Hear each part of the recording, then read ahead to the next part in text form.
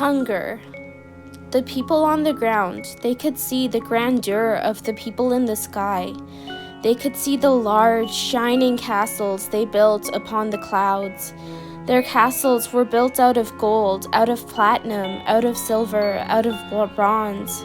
Their castles were immense and intricate and full of beautiful design features that must look even more stunning up close, the people of the ground thought. The people of the ground led miserable lives in the squalor underneath. They lived in tiny huts and they ate tiny meals of gruel that were not enough to nourish and sustain them. They knew sickness, they knew hunger, and they knew grief. They knew the pain of losing people too early, of living long and intolerable years without them. The people of the ground were rueful towards the people of the sky, but this rue they suppressed within themselves. They knew that they were so small, so far down on the ground. They knew that the people in the sky could not see them. They could not see the people so far down, the people so far away from them, living in such tiny huts and leaving such a small trace on the world. They knew that the people in the sky did not ever think of the people on the ground, and therefore had no malice for the people on the ground. They had only apathy. The people on the ground told themselves and each other to not hate the people in the sky, no matter how much they wanted to. They told themselves and each other to simply enjoy the view of the castles, of the immense golden, silver, bronze, and platinum chariots, of the giant winged horses that sparkled in the sun. They told themselves and each other to simply go on living their lives, to simply go on loving each other, to simply go on giving each other everything they could and helping and supporting each other if they could do that. They could not do much to shield each other from the horrors of their lives. They could not do much to protect and provide for each other. Their power was limited, and their resources were even more limited. But no matter what power they did or did not have, they loved each other.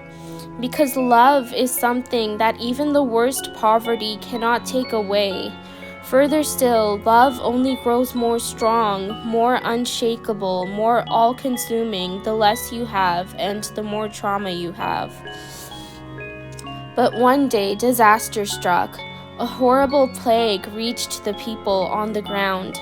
This plague made its victims' bodies swell up and become red and feverish.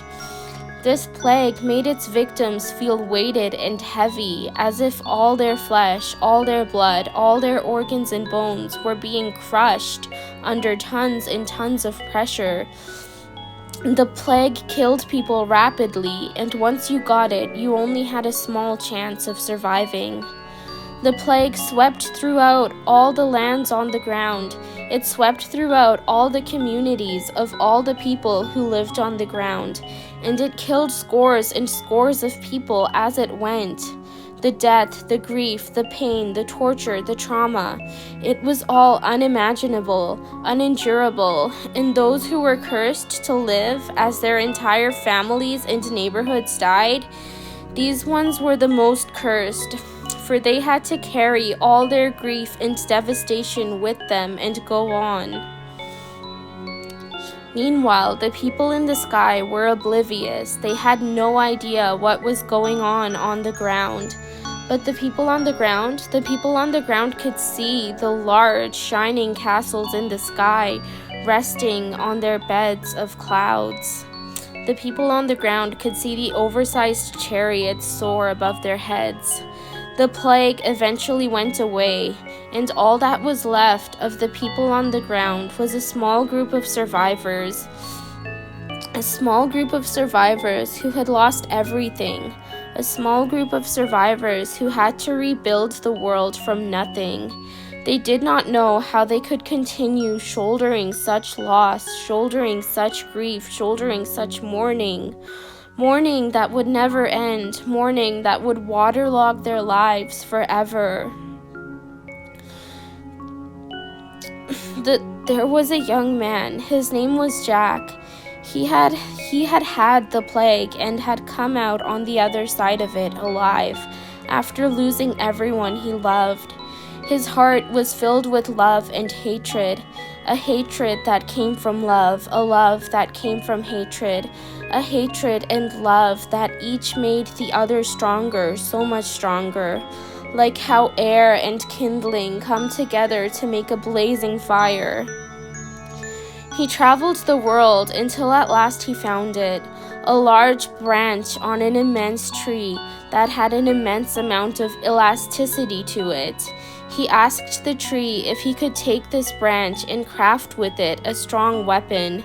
The tree agreed and told him to make a weapon like no other, and so Jack took the branch and made it into the strongest, most springy bow the world had seen.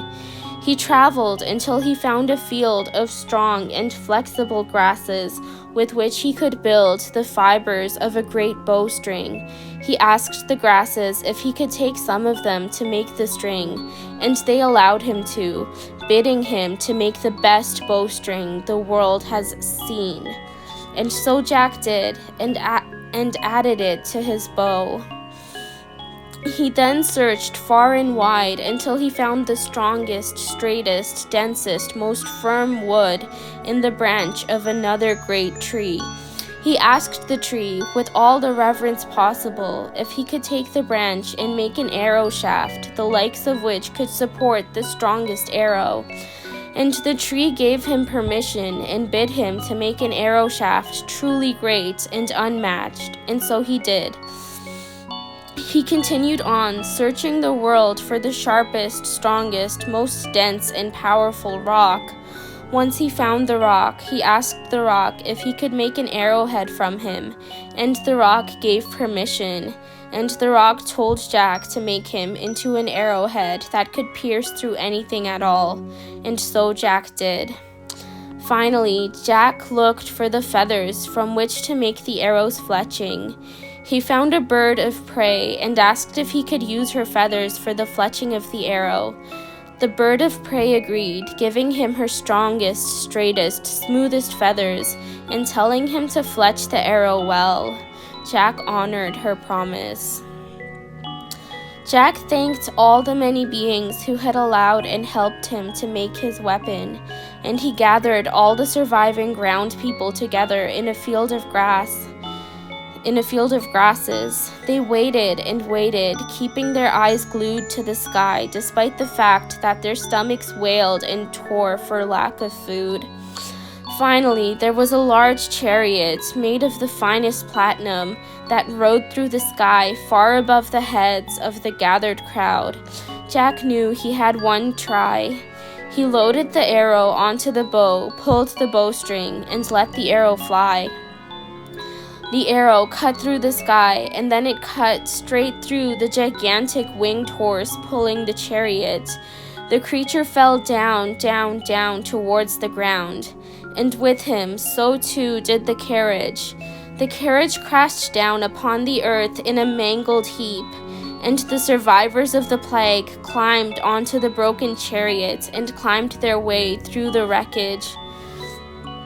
They found within the crash wreckage the bleeding body of a man dressed in fine, gorgeous fabric, the likes of which they had never seen, dyed regal and breathtaking colors, in intricate and flowing patterns. They tore these clothes from his body, and they began feasting upon the fallen sky person's flesh. They bit through his skin and his flesh, and consumed mouthfuls and mouthfuls of meat, until they were all satiated. Despite the frenzy, they all shared, making sure each ground person was able to consume an equal amount of the sky person's flesh.